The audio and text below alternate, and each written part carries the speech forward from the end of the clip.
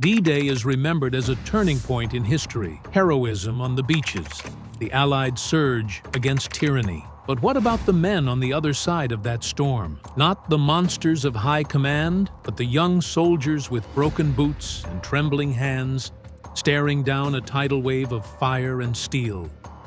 They were crushed by a machine they couldn't comprehend, blinded by smoke, deafened by explosions, and buried beneath waves of men who just kept coming. This is not their justification. This is their nightmare, the horror of D-Day, seen through the eyes of the defeated. The German fortifications stretched along the French coastline like a jagged scar. Bunkers hidden beneath seaside villas, barbed wire curling along the cliffs, and trenches carved through farmland. To the average soldier manning these defenses in early June 1944, the war felt far away. Many had been reassigned from brutal Eastern Front campaigns. Others were too young, too wounded, or too broken to serve in mobile divisions. Normandy had become the place where the Reich sent men to wait, to heal, or to be forgotten.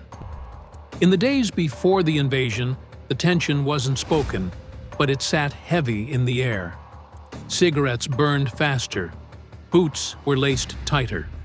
The sea was calm, but the sky had begun to tremble. German infantry stationed in the 709th Static Infantry Division noticed the change. Allied planes no longer flew in scattered patrols, but in massive waves. Uninterrupted engines grumbling above the clouds. Soldiers stationed near beach fortifications at La Rivière and Verville noticed more than just aircraft. Civilians were vanishing. Coastal homes were being evacuated. Messages over the field telephones became clipped and vague. Something was coming, but no one could say when or how. In one fortified Tobruk, a half-buried concrete pod barely wide enough for two men, a young veteran named Stefan adjusted the mount of his MG-34. He'd been hit in the leg in Sicily and reassigned to coastal defense, not because he was weak, but because he knew what it meant to face the Americans up close. With him was a Belgian volunteer named Sepp, his eyes sharp with nationalist fire. Together, they scanned the misty sea from their slit-sized opening. Then, on the night of June 5th, the signs turned to certainty. Allied aircraft thundered overhead, a deafening, constant hum that drowned out conversation. Searchlights stabbed the sky. Reports came in of parachutes landing further inland. A commanding officer on a motorcycle confirmed it. The invasion had begun. But no one knew just how big it was. The night dragged on, each hour sharper than the last. By 3 a.m., the beach was a silhouette in smoke. The wind carried an unnatural stillness, broken only by the erratic bark of distant anti-aircraft fire. At dawn, the world came undone. Without warning, the Allied fleet opened fire. Naval shells pounded the beach like celestial punishment. Earth shattered. Concrete cracked. Men screamed through mouthfuls of dust. Stefan and Sepp ducked inside the bunker, gripping their machine gun, ears ringing from the blasts that shook the floor. Out of the smoke, flaming debris rained down. Trees split in half. Livestock tore through barbed wire in agony. And one cow, its legs on fire, charged the bunker in confusion. Stefan gunned it down with the MG-34, his first shot of the day, and a cruel omen for what was to come.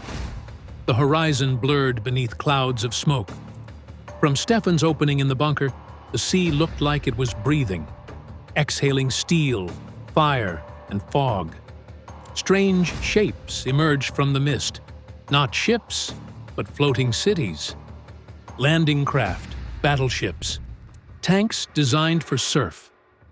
For a moment, the scene felt surreal, like a dream suspended in static.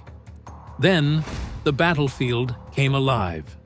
A Mustang fighter, struck by anti-aircraft fire, spiraled downward and slammed into the earth just outside the fortification.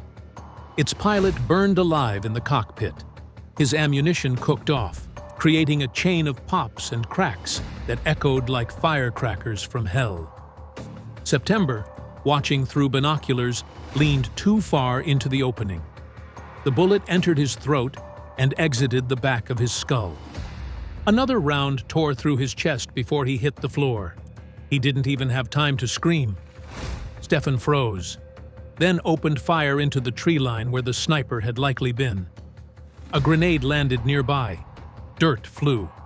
His ears rang. An American soldier wearing a camouflage helmet rose from the grass, attempting to flank the position. Stefan cut him down in 3 short bursts. His training took over. The MG-34's barrel rattled and smoked. Every movement outside now felt like a threat. Through the chaos, a handful of German troops tried to reach the bunker. One by one, each was mowed down. A boy with soft cheeks was shot through the head. His face tore apart like paper. Another took a round to the stomach and screamed until his lungs gave out. Among them, a lieutenant finally made it to the Tobruk, his uniform soaked in blood, gripping an MP-40. His voice was steady. "The stronghouse is gone," he said. "Flamethrowers took it. It's over." The command was clear: retreat.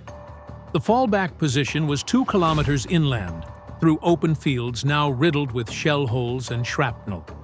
Stefan packed up the MG-34, its metal still warm. Sepp's body remained behind, eyes still open. As they fled the shattered post, they moved through a scene of absolute ruin. American bodies littered the grass, some still twitching, others moaning. One raised a hand. The lieutenant shot him in the head without flinching, then did the same to the next. There was no time for mercy. One soldier bent to pick up a Thompson submachine gun from a fallen American. The lieutenant barked at him to drop it. Being caught with enemy weapons meant death if captured. Behind them, explosions thundered across the dunes, and columns of fire reached the sky. Then 2 German soldiers vanished. No shots, no cries, just gone.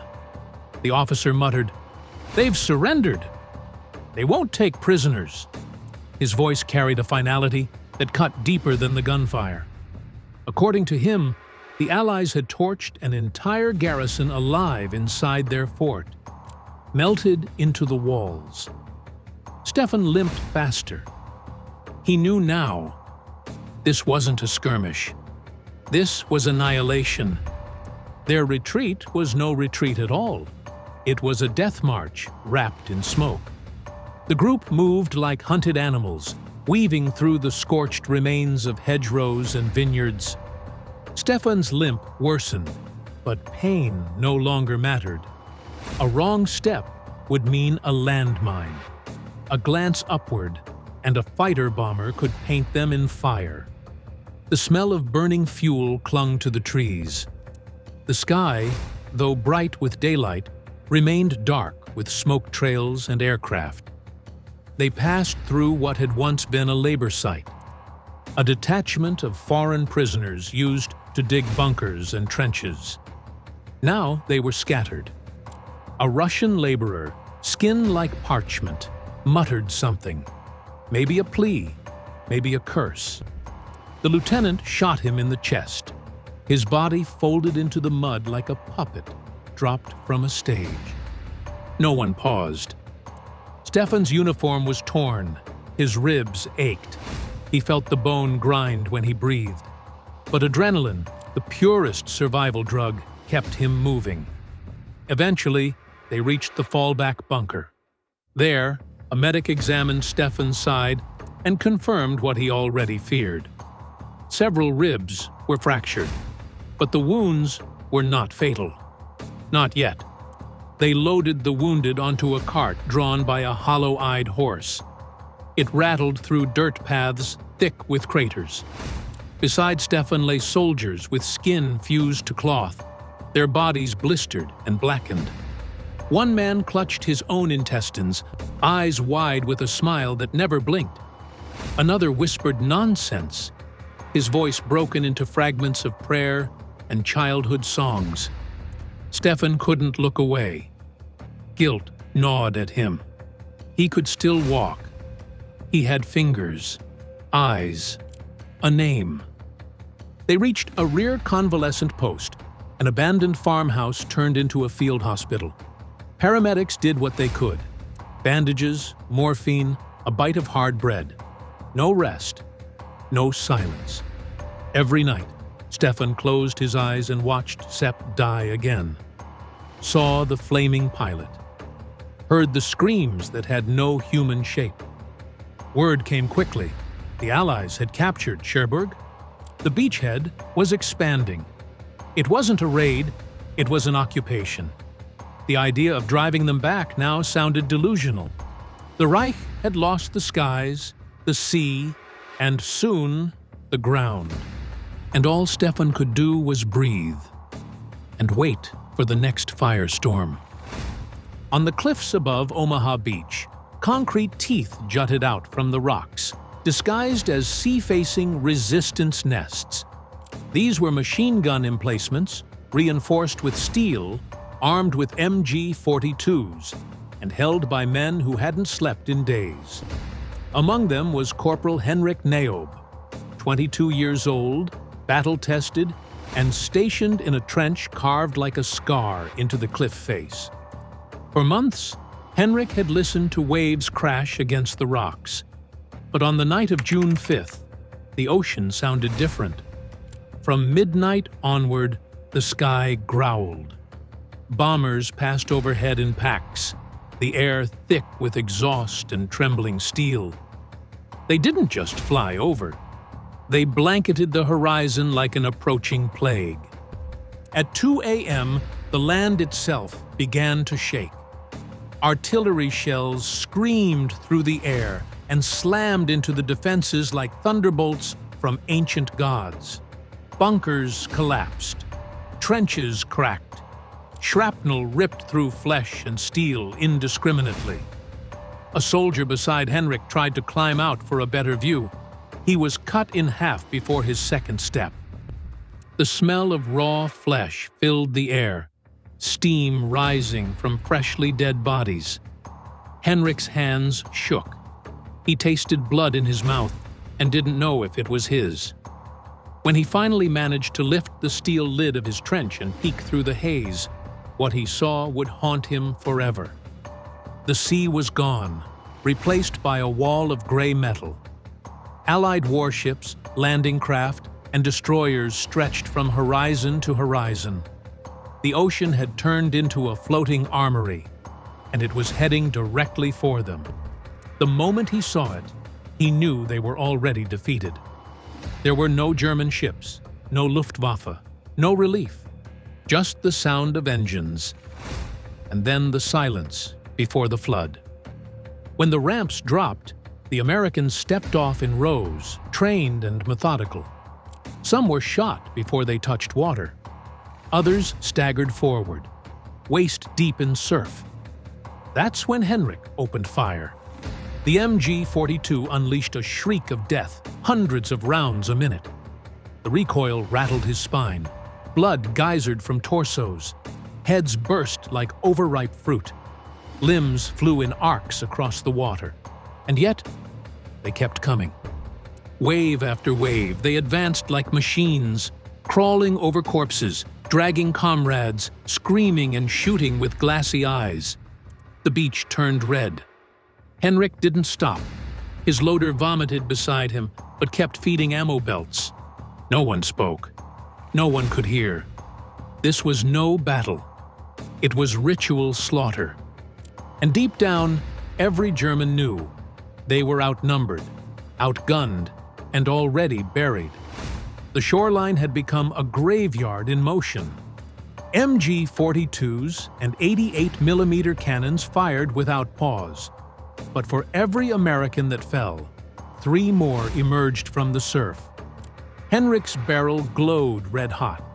His face was coated in blood, not all of it his own. Every drum of ammo he swapped out, every belt he fed into the receiver, felt more like desperation than duty. And still the Allies advanced. They stepped over bodies, pushed past the wreckage of destroyed landing craft, and crawled across sand that hissed from the heat of explosions. Henrik saw one American soldier dragging a wounded friend, only to be cut down mid-sentence. His friend reached out and was crushed beneath a falling barrage. Another clawed at the sand as fire licked at his legs, only to vanish in the smoke. The defenders were breaking. One bunker exploded in a bloom of phosphorus. The blast cooked the men inside alive. Their screams didn't sound human. Another position was silenced by a rocket. No pieces of the gunners were left, just red streaks on broken concrete. Henrik felt the trench around him begin to collapse. The steel supports bent inward. Earth poured in like water. Some defenders tried to run. They were shot in the back by either side. It didn't matter. One officer barked orders through a slit throat, blood spraying with every syllable. No one listened. The command structure had dissolved. Orders were replaced by instinct. Survival. Henrik kept firing until the MG-42's mechanism jammed. Smoke poured from its side. He reached for his sidearm and found only an empty holster.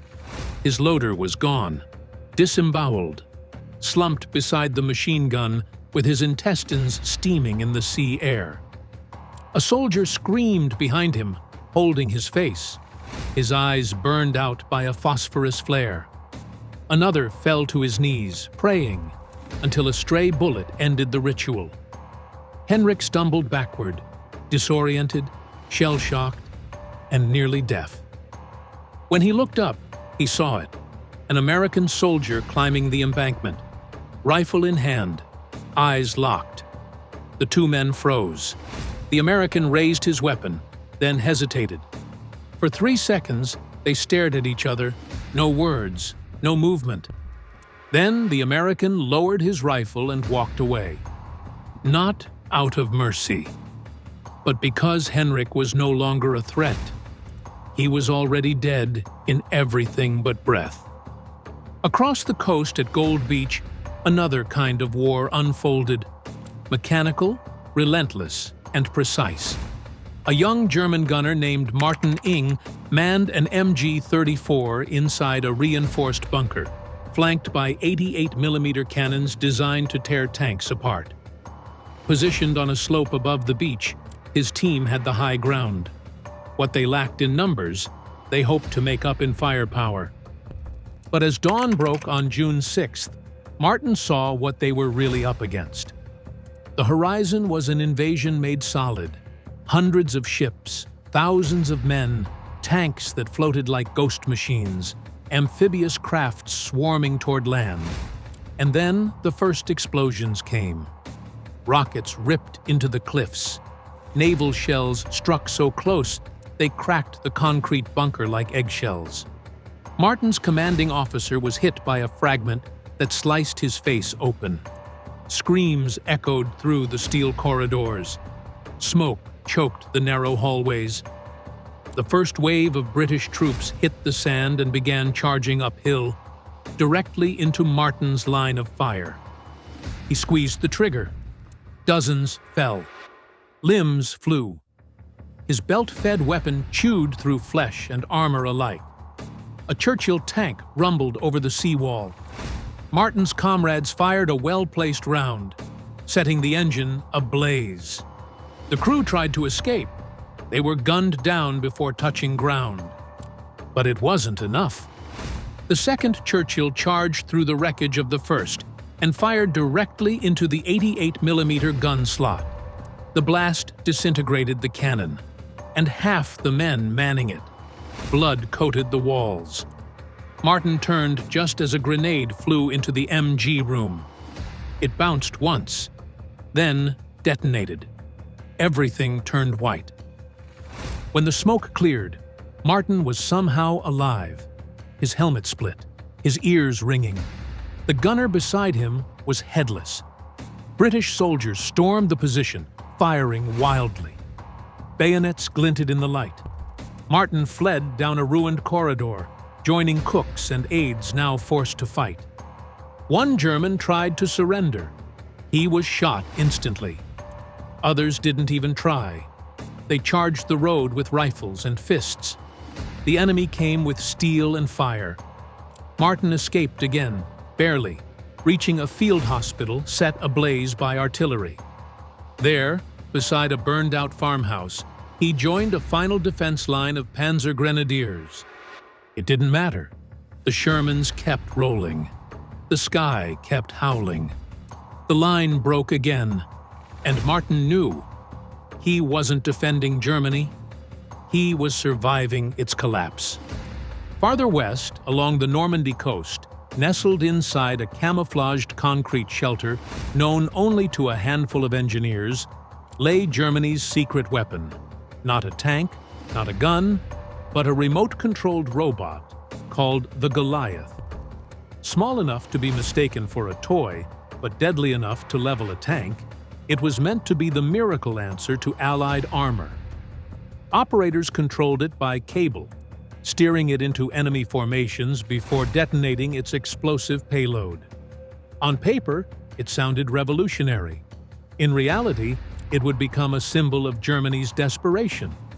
Inside the Goliath bunker, Engineer Officer Cornelius Taube checked fuel lines and battery packs.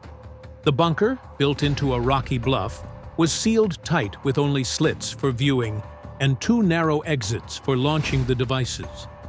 10 men sat in silence under flickering lights, suffocating in exhaust fumes and fear. Some clutched tools. Others clutched rosaries.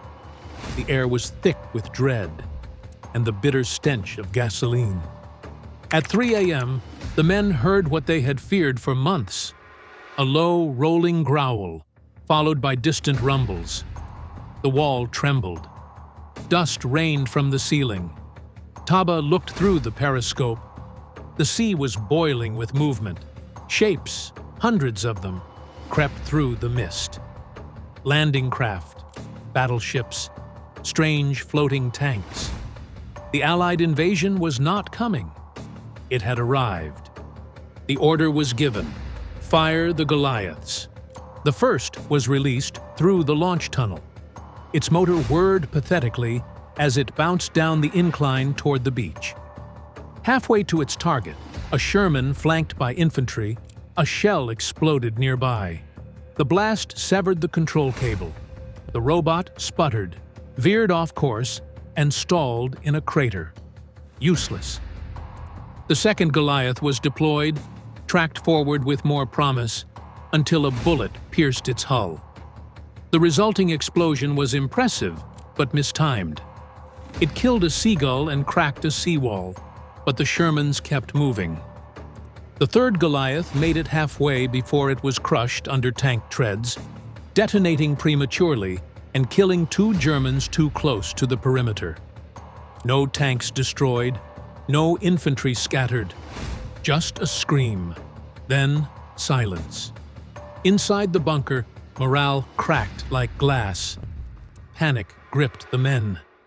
Then came the flamethrowers. Canadian commandos reached the Goliath bunker through a trench line missed in the bombardment. One soldier fired his Thompson at the viewing slit. Another hurled a grenade at the tunnel mouth.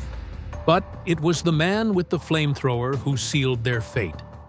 Liquid fire poured through the exhaust vent, igniting stored fuel and screaming men. 2 soldiers went up instantly, howling as their bodies became torches. Another crashed into a support beam, lighting the ceiling on fire.